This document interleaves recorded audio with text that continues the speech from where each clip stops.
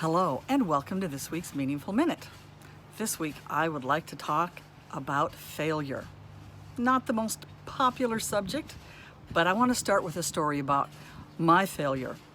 And I was a missionary in Ireland. I'd been there about a year and I was constantly sick with colds, and then I caught pneumonia and I was in bed with pneumonia.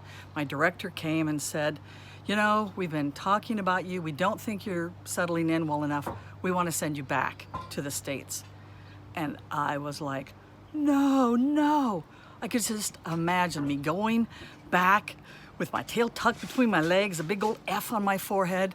And I said, "I will do anything so that you don't send me home." So I did. And out of that failure came a revelation. And God said to me, "You know, Kate, it doesn't matter how well you do. It doesn't matter who you are. All that matters is whose you are. You are mine. You can never be a failure at that." That changed my life. That became the rock solid basis of my identity. Isn't that cool? You know, there's a couple more examples of how a failure leads to a miracle.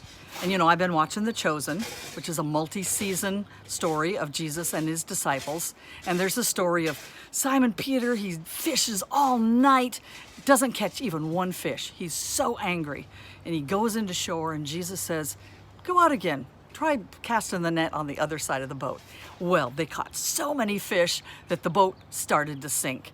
So out of that failure came a blessing, a miracle of abundance. One more, the wedding at Cana, they ran out of wine. Oh my gosh, this was the most embarrassing thing that could happen to a host at a wedding.